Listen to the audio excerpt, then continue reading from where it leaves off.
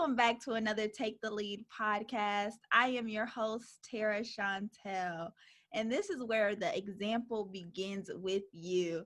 Today, I have such a special guest. I have two guests from the 10K Project, and they actually invest in Black entrepreneurs and just putting on for the culture. And it all starts with us and having ownership. So I can't wait for you guys to just let us know about the 10K Project, because I've been just so interested and so at all of what you guys are doing for us as Black people and the platform that you guys created with the 10K Project. Can you please introduce yourselves and let's just get into this? Hello, everyone. I am Talisha Shine. I'm the Chief Technical Officer and co-founder here at the 10K Project. And yes, hi, everyone. I'm Eric Spence. I am the Chief Business Development Officer here at the 10K Project. Can you please let us know what sparked this idea and how did this come about like this? Yes, I would say, our CEO and also our co-founder, Cherie Warwick, Talisha and I, along with Tawana Rivers and Dr. Keisha Waddell and Cherie Warwick, we are also members of a group, Black Blockchain Consultants. We are a group of, Black professionals from multiple industries who have all come together to, really focus on blockchain technology. Now, within that group, as we look at blockchain and its, how it just reaches and intersects with so many different areas, one of the things that continually came up was Cherie had talked about this idea that she had about, if we had $100, if we had 10,000 Black people that were able to raise $100, wow, look at what the impact that would do if we were able to go out and fund Black businesses. And she just had this idea, and we would come time, we would do our live discussions, and she would kind of just mention it and throw it out, and it began to really catch fire. And all of us were always like really co-signing the idea, like, Cherie, that is a great idea. Yeah. And it just kept coming up over and over again. Now, as that happened, then as great ideas, you take time for them to go and let them marinate. We finally came to a point, beginning of this year, where we said, let's really go and put some meat on the bones of this. Let's really begin to really build this together. And that's where we have come, and that's where the 10K Project has been birthed. And that's where we are now. Wow, that's incredible how this idea just came to fruition like this. And then you guys executed to be the solution of this problem. I run into a lot of scarcity mindset in the community. We think everything is a scam or we don't believe in one another. How can we change that? Well, I think, again, we have to look at what we have available. Again, we're a $1.3 trillion consumer. So obviously we have money disposable. We're spending it on something at this point, but consumerism by itself really doesn't aid us in doing anything for ourselves or for generational wealth. So we look upon it as this way. We have a piece of legislation that began in 2012 with under Obama, which was the Jobs Act, which allowed unaccredited investors, which we like to refer to as everyday VCs, because that's what we are. We're just regular old people doing our own venture capitalism. So we would like to use that and bolster that and use that as our platform to enable people to not only be able to invest in themselves, but invest in the community and businesses that we are all starting, because we know that we have a large amount of entrepreneurship within our community, specifically at this time. Yes, and it's so awesome that we are so creative and we can think of things so easy for us, but we don't execute accordingly. How can we get in the mindset of an investor? What does that look like, and what does the qualities entail? We did say this about this. Like, I believe too, especially as we begin to move, as Talisha just mentioned, you talked about us being primarily on the consuming end. As we begin to move ourselves into the investing side, I do believe, and I'm great you mentioned that earlier, Tara, just about the scarcity mindset. I believe that as we begin to move more in the investing side, and listen, you start at the level that you're at. You never feel the pressure. I know some people can go and you can see people and they look like they're doing so much, like they're doing so great, and you can kind of go, man, I'm not doing so, as good as they are. Don't worry about it. Start at the level that you are at. But I believe that as we begin, and people begin to adopt the mindset of being investors, there's a real holistic change that takes place with them, that they begin to see themselves not just as consumers, but also owners. And, not just those who use a service, but those who also benefit from the profitability of the service and a product as well. Like one of our co-founders, Rhonda Rivers, she talked about, of course, when we're talking about equity crowdfunding, we're talking about you sharing in the actual ownership of the business itself. But she talked about just crowdfunding before. We've seen that on sites like Indiegogo, and products that she, got. And she was like, I love this product. This is an amazing product. I use it all the time.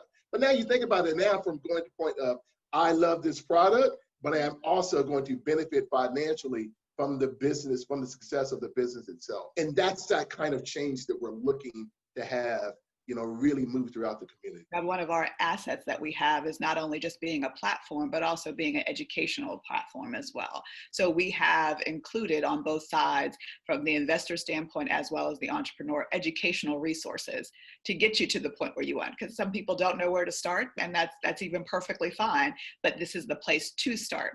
And it comes from just not jumping all in. There are stair steps to it. So we've made sure that we have educational resources that take you from financial budget to digital literacy to making sure you understand how it works before you just jump in and do it. And I really love how you guys teach us, because knowledge is so powerful, and especially having ownership in the Black community.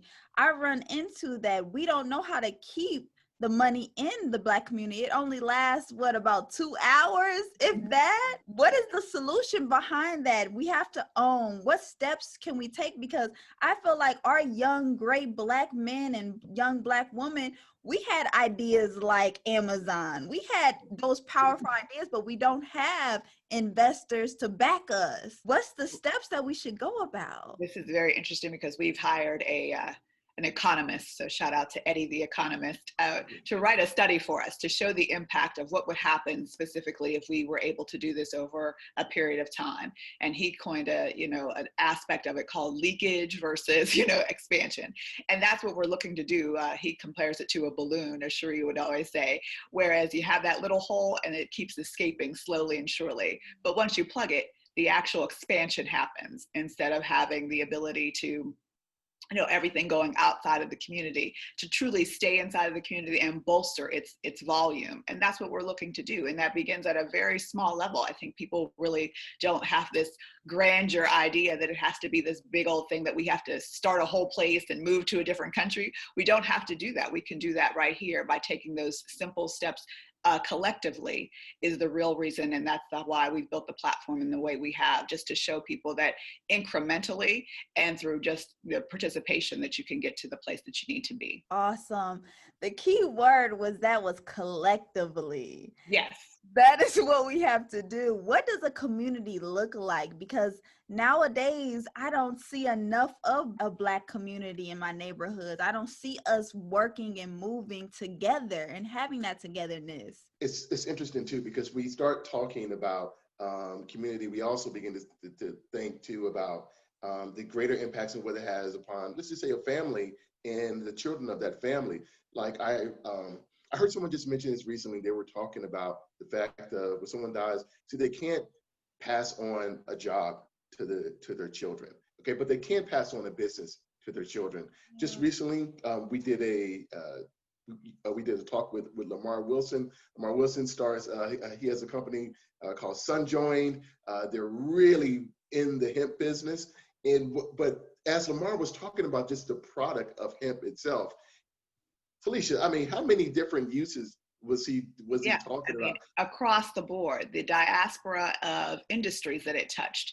And again, just using it back and forth and where you place it in, as he keeps saying, there's verticals that were going on. So anything from medicinal to concrete to manufacturing to clothing, there were so many things, but also within that vertical where they could be. So you could not only be a farmer, you could be a distributor, you could be a processor to an auxiliary thing for what those individuals would need. So there was so much conversations and pieces that you could fit in there at the same time. And I think that's where the community comes in, is that it has to be really diligent and a conscientious decision. He has created a business that includes everyone at different levels and different stages, and you participate at will. But I think that's where the community is. And we live in a global, world at this point. We don't just live in your neighborhood, as we've seen through COVID. Everybody needs to be a part. And again, our organization is a prime example.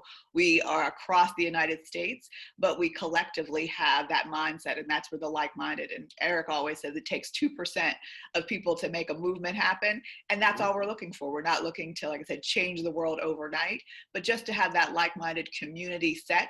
And again, people who are willing to learn and to help one another and to see where they can get the help they need as well. Yes, it's so important to have Black wealth in the community. And you guys also teach about having a wealth plan. What does that look like, and what does that entail? A lot of different series. We have a series called Building Black Wealth. So we kind of hit all the topics of where to go, like I said, from budgeting to a wealth plan. And that was really significant, that conversation, specifically to see what is it that you want to achieve, and then reverse engineering that to doing the steps that are necessary. So I think people, again, have this overarching, like, oh, that sounds like a big thing. It's just a very long-term budget. How do you want to live your life? What are the aspects that you need to include? And what do you think you need to do to get to that point? So you take a survey of where you are now to where you want to go, look at those things very methodically. And again, having those resources to say, maybe it's investments, maybe it's a little bit of this, maybe it's crypto, maybe it's real estate, but seeing how those things fit into actually the portfolio and ultimately how that's going to serve the life that you want to live. It's so many avenues we can go into. And of course, we are flashy. We like to have the latest materialism things that just bring us the most joy. How do we get out of that mindset of trying to keep up with the Joneses and trying to build wealth? Slow down and have a plan and stop being into debt. How do we eliminate the debt? That's a great question to ask, because let's be honest, like we can take a very introspective look at our own community and even at ourselves and say, yeah, you know what, man, we could address this area in a certain way. And in doing that, I do believe that this becomes a mind shift as we begin to see value, not just in any kind of material possession, but value in having a strong economic community that is able to allow people to move on to really have some real sovereignty in their lives. They don't have to be locked into any sort of job where they aren't treated the way that they would want to be treated, but just understanding that now it's going to be the individuals themselves having that sovereignty to be able to go out and to live their lives, in the way that they best so feel, without having those kind of external restrictions in it. But the point is moving to the point where that is really what's most valued for us. Yeah. I believe that that's the change. That is the change. And Malcolm X, I believe he said, we're not outnumbered. We're just unorganized. Correct. How do we get organized? How do we get our families organized to not be consumers, to be entrepreneurs, to have ownership? Because we are in this mindset of we have to find a job. But Eric, like you said, we can't pass on a job to our family. How do we get organized? I think it starts with the home. I think you can't do anything from the community unless you're doing it inside of your own home. So that's where we really need to take that time to look at what are our values, what are the things that we need to do, and also to have that kind of forethought and to understand that if you don't have children, if you do, I know I have an 18-year-old, so there is certain things that you need to say, okay, I not only do I need this for today, but how do I need this for tomorrow? What does she need? How do I need to give it to her? What do I need as a 50-year-old person going into life, into the further portions of my life? So I think once you really start to really look at what you need, and I think that's where the wealth plan was really a trigger, in the sense of like asking the question, like, what do you want to do, becomes a really interesting part when that's like an empowerment aspect, because it's not like, what do you have to do? It's what do you want to do? And then when you really start to think about that, how you want to live your life, then you start to really reevaluate how the things that you're doing. And so when you kind of, is this job that I need to do, or do I need this next pair of shoes, or do I need to do that?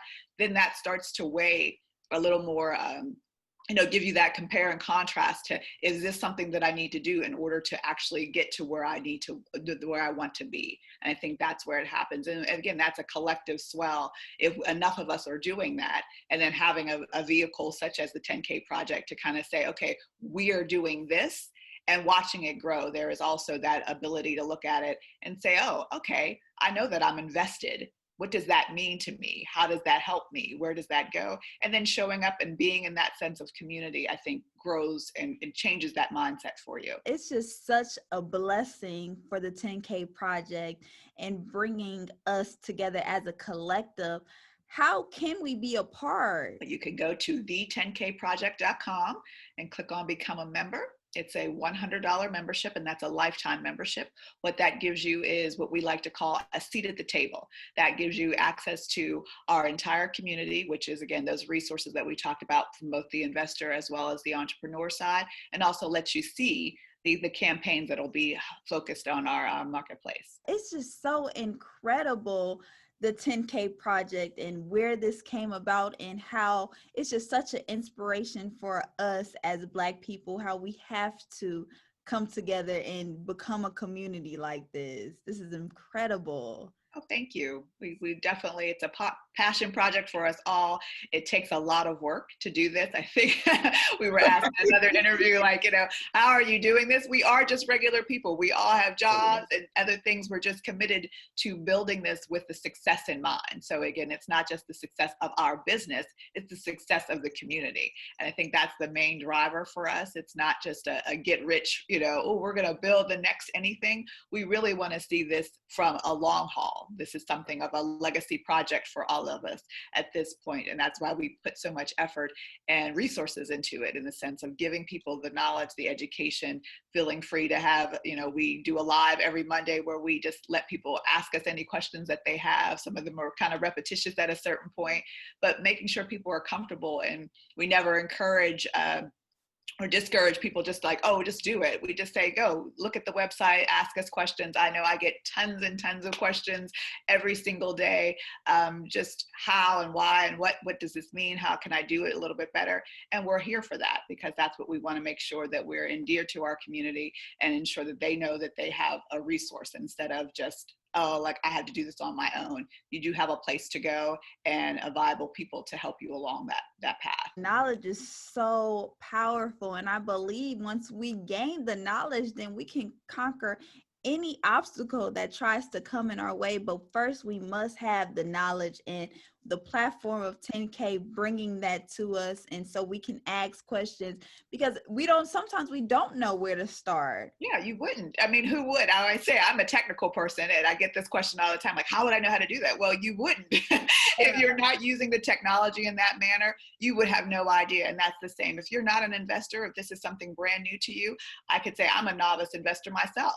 This wasn't something that I just knew off the back of my hand. I had to research my own self, and in my own due diligence, each and every time we're doing business, it's like, oh, okay, this is a new part. The things that we come across, even just becoming certified, because we are regulated by the government, obviously. The SEC and the FINRA have that. I had no idea. So as I said, it's like finding out those kind of things, like, what do we have to do? I have to get FBI and fingerprinted and this and that. All of those things are an education process that you learn along the way. And that's what we're also showing you, that, you don't have to know everything. You're not going to, but you do have to participate. And that's where you show up and you're helped along that path. I believe that, how you said, just show up. Mm-hmm. We can sometimes get intimidated by the overwhelming of the information that is presented to us, and we make different excuses. Oh, I don't know how to work this technology, or I don't have enough money. But it's really about the mindset and knowing that we are a family, we are a community, and we can build each other up, and you don't have to do this alone. Yeah, it's not about proficiency. I want to make sure people understand that no one's asking you to come in and be a Shark Tank person. No one asks you to do that, because it's based upon you. That's the best part about it, is that you get to decide what's best for you. We're just bringing you the availability.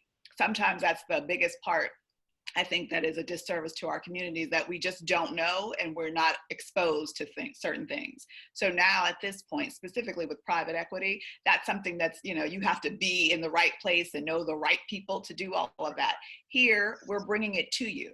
And you can ask those questions and say, well, what does this mean? How does it affect me? Or if like that's something that I want to figure out, you have the ability at this point to do that and take advantage of the opportunity. And I think that's where we're really closing that gap, is just, like I said, exposure, and then having the ability to talk to someone about it and say, hey, I think this is good for me. Where do I go with that? And that's the community that we're building around the actual platform. That's incredible, the guidance that is being provided as well, doing this journey with. It's amazing. And has COVID affected the 10K whatsoever? It's an accelerator. Yeah. As it is with everything. Yes, we began this project at the time of COVID, and even with the social unrest, everything, we were like, every step of the way we met those challenges, like, oh, is this still good to do? And we found a resounding yes. So it has acted very much as people really have the time, I think, to sit and really evaluate what they need to do, and are more receptive. Again, they have the time to just kind of say, let me check this out. Let me see what this is. Wow. And we've been available for that. So I think COVID has really been one of those things that just gave people the moment to really contemplate what they can do. It is a moment of stillness to really think and execute different plans, because now the world is changing right before our eyes, and now we have to adapt. We can't just be stuck in the past. We have to move how this world is shifting. Eric, what have you learned from COVID? Well, you know what? One of the things that I've learned is I saw the CEO of Airbnb, and he said a quote that to me it really stuck with me, and I don't think it was a quote that he just came up with himself, but he was quoting a previous historical figure who said, and he said that sometimes, well, he said for this year, he said that we have had, in a matter of weeks, decades of change have happened, and that's one of the things that I've seen. I think that many times, listen, it's been a disruption for everybody. My sons and I, we love to go to the movies, and that's just something we do, especially in the summer. You always have like summer blockbusters and that sort of thing, and that hasn't been able to happen. And so we always have those kinds of, so we do have had those kinds of disruptions that have happened. But also the point is realizing, wait a minute, this is a real inflection point in history. This is a real time of change. Listen, you pretty much better get used to it, understand it, and then begin to acclimate yourself for the way that you're going to move forward. That's been the thing for me. Now, one of the things I will say in respect to the 10K project that we talked about is, now, because we do have this moment in time, we are going to look at entrepreneurs, Black business owners, being able to now raise capital and start businesses that are now going to reflect the new way going forward. Which, when you think about that, previously it would have been, because we're seeing, it's unfortunate. We've seen a lot of businesses having to shut their doors and not being able to sustain themselves throughout this, with this change happening. But now we're going to look on the other side of that, where people are going to say, you know what? Because we're not able to do this, we're restricted from doing this, I'm going to now start my business with that in mind. And that to me is really exciting to see how that's going to work, for us as a community then going forward. Yeah. Oh, yeah. This is where Black wealth is getting built right now. And it's like we have so many resources from technology, the internet, how we can just make something out of nothing and just have an opportunity where our ancestors didn't, and just bringing new life, new creative ideas to the table. And I think this is truly a blessing in disguise, and we have to act on it immediately. It's really our time. It's really our time as Black people, Black entrepreneurs, to build the wealth and bring it back home. We have the impetus also is really that we can thrive in these times. It's always the mother of invention is definitely this desperation sometimes. And that's what we're seeing here. We do need a new beginning. And unfortunately, sometimes we're caught in just doing the same old thing because it's the thing we always have done. Where COVID, and I think even just the climate, our social climate has also changed, where you're seeing and evaluating if corporate America is where you want to be and how long you want to be there, and just even look at it like, could it be my first investor and let me do something else while I'm trying something, new and improved. And I think this is a time where we all need to look at what we're doing and how we're doing it for the purposes of what we're doing. I think that's a really important time. And this is what it's kind of keeps reiterating each and every time you think of the little things that you used to do. And now that you have to think, I think is the best part about it. Everything now is really something that you just don't do by default. Yeah. You're really putting effort into like, oh, can I do that? Maybe I shouldn't do that.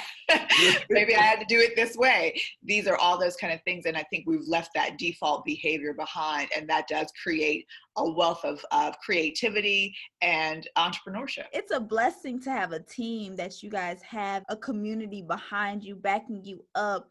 Let us know just how important it is to have a team, and everybody, you have your own position. You guys are all doing different things, but still working in one accord and working and having the same mission and the same purpose. How important is that to get on one accord like this? Can I say one thing about that? Like, I had mentioned before that this was birthed out of our group of Black blockchain consultants. Now, one of the attributes of blockchain technology is it's decentralized and there's no single point of failure for it. We have pretty much adopted that principle and applied that into this because, listen, we know throughout history there have been movements and organizations and things who have been started, but at the same time, we also know that many times those things were kind of circumvented around one individual. We don't have that. Like this is not based around one individual, one personality, or that sort of thing. We'll say that, listen, all of us, no one here has a Messiah complex, okay? So we know that. So like, you don't have any of that going on. We understand that this is a thing that's going to be for the community and for the community to thrive on. This isn't about our ego. This isn't about just enriching ourselves or anything like that. We are looking to build this for the community to be able to prosper from it. Oh, that's incredible. I would say your example is you always say in your podcast to lead by example. And that's what we do. We truly are a collective in ourselves. And I think this is something for entrepreneurs to really take heed. You don't start a business by yourself. It takes a large amount of resources, voices, skill sets, and a whole lot to accomplish the goal.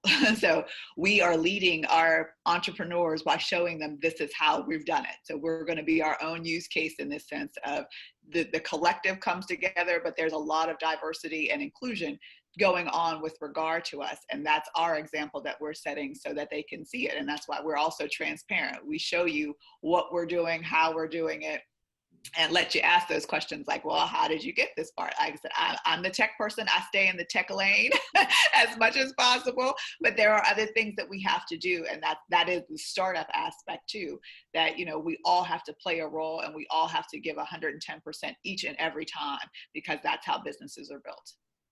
That's incredible. This project, this platform, this community is truly a legacy.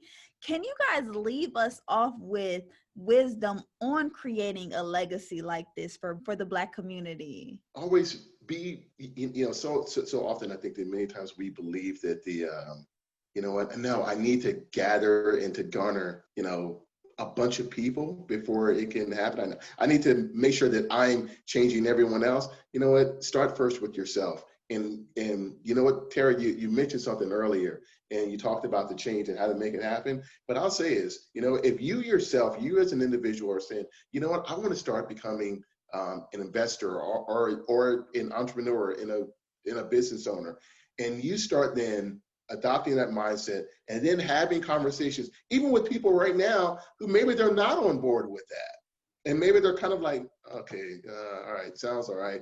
But you know what? Over time, they will then watch you over time. And then many times you will have that where people will become, sometimes, Felicia and I have talked about late adopters and that sort of thing. The people will eventually over time see that and they'll say, you know what? I kind of watch you over time and I watch you have this idea, talk about it. And then I watch you begin to move into it. You know what? I'm more interested. And then they themselves begin to see their story within yours. And then we begin to see that change happen. So I say that for anyone, look to first start with yourself. And then as you begin to make that change, then you'll see a greater impact of those around you.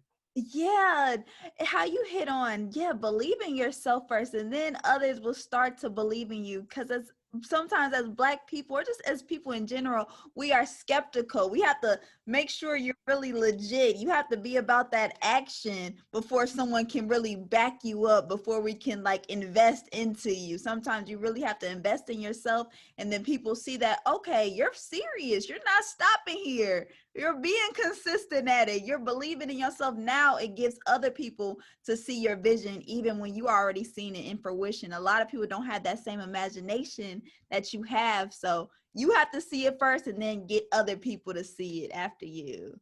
Absolutely. When you know better, you do better. Oh. That's one of my favorite quotes. And that's what we're here to do.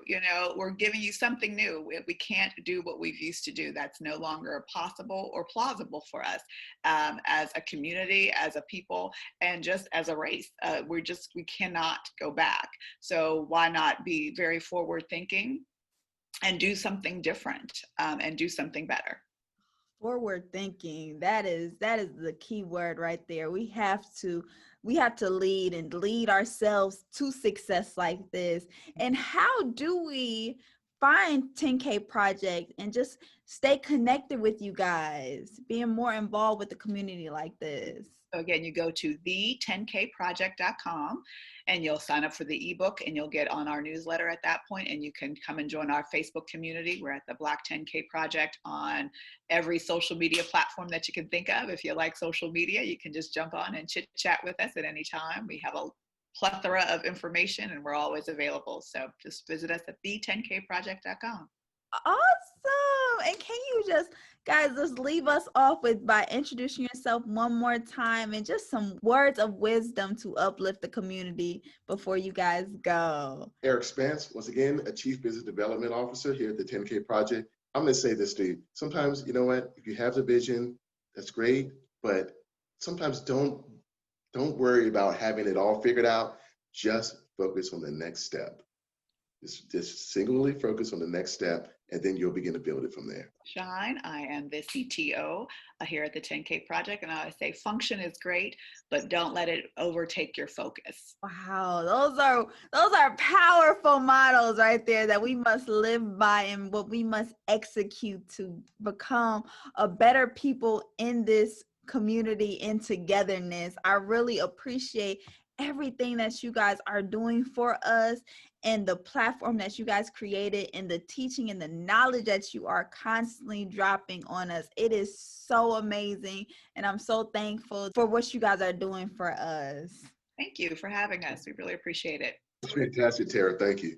Thank you guys so much. And thank you everyone for listening to another Take the Lead podcast. We are going to be back at it with another one.